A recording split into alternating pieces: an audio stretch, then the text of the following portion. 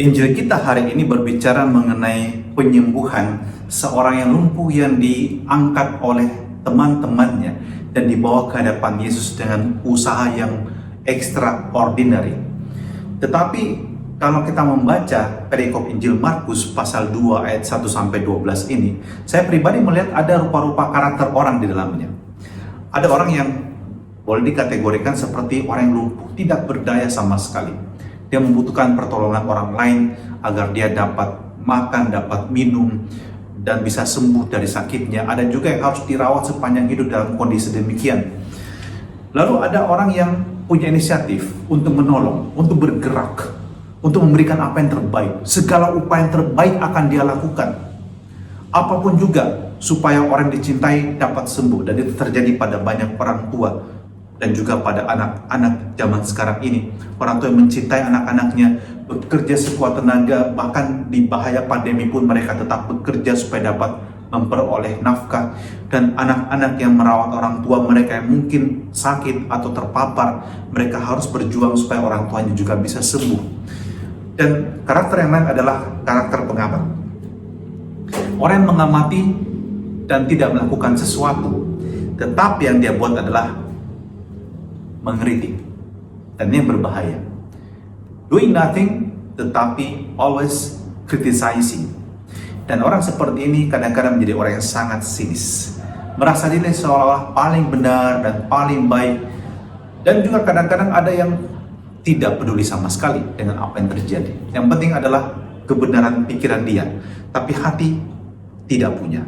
Ada orang-orang seperti itu, pandai tapi tidak punya hati, tidak punya empati. Juga di masa pandemi seperti ini, kita bisa melihat banyak orang berteori, banyak orang mengkritik apapun yang dibuat oleh pemerintah, semua dikritik, tapi tidak melakukan apa-apa.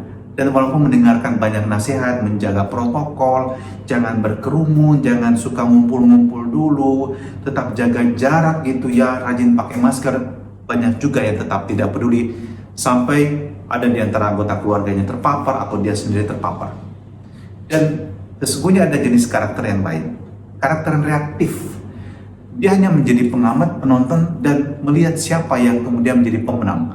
Dan dia akan mengatakan, oh itu pemenang, yeay, dia memang hebat, dia luar biasa. Tapi sebelumnya mereka tidak melakukan apa-apa, dan itu ada pada kerumunan yang berkumpul di sekitar Yesus. Mereka hanya menantikan hasilnya, resultnya seperti apa, tapi tidak berpartisipasi di dalamnya. Dan karakter terakhir yang ditampilkan dalam Injil hari ini ada pada diri Anda. Anda memilih menjadi seperti apa? Anda memilih bersikap seperti apa? Anda orang sakit, tidak berdaya, tidak meminta pertolongan? Atau Anda sakit tapi meminta pertolongan dari sahabat-sahabat Anda yang Anda bisa andalkan, akan melakukan apapun juga? Dan thanks God, be grateful kalau kalian punya sahabat-sahabat seperti itu, atau punya anggota keluarga yang luar biasa mendukung Anda seperti itu. Atau mungkin Anda adalah orang yang suka mengkritik saja, suka ngomongin aja, pokoknya semua tentang hal negatif Anda katakan tentang orang lain yang berbuat banyak dan berbuat baik. Atau mungkin Anda juga hanya orang yang reaktif, menanti saja. Mungkin ada orang pikir, brilian, Anda punya banyak ide, but doing nothing, it's nothing at all. Dan mari kita menjadi orang yang seperti Yesus. Pribadi terakhir yang menjadi sentral, yang sesungguhnya menjadi sentral kisah ini adalah Yesus. Yesus bisa memilih apapun juga. Dia bisa memilih untuk tidak melanggar peraturan tentang apa yang dia ucapkan, bahwa dia bisa mengampuni, dia bisa memilih. Dan dia memilih apa yang paling baik dan benar. Dan yang paling baik dan paling benar yang dibuat Yesus adalah memberikan pertolongan, melakukan kebaikan. Dan saya berharap Anda bisa memilih seperti Yesus. Setiap hari putuskan untuk melakukan apa yang terbaik untuk membahagiakan orang lain, bukan hanya untuk memenuhi ego Anda sendiri. Dan jika Anda memiliki pasangan, bertanyalah pada diri Anda dan tanyakan pada pasangan, apa yang bisa saya lakukan agar engkau lebih berbahagia? Mungkin sudah bahagia, tapi agar engkau lebih bahagia. Atau Anda sebagai orang tua, tanyakan kepada anak Anda, apa yang bisa mama atau papa lakukan agar kamu bisa lebih bahagia? Dan bagi anak-anak juga bertanya demikian, apa yang bisa saya buat untuk membuat mama dan papa lebih bahagia? Dan kalau kita berjuang untuk saling membahagiakan, betapa hidup ini indah. Oh, ada orang yang lemah, kita tolong. Kita lebih kuat menolong yang lemah. Dan mari kita menunjukkan juga dalam diri kita cinta dan empati yang besar seperti yang dimiliki oleh Tuhan Yesus untuk manusia yang tak berdaya.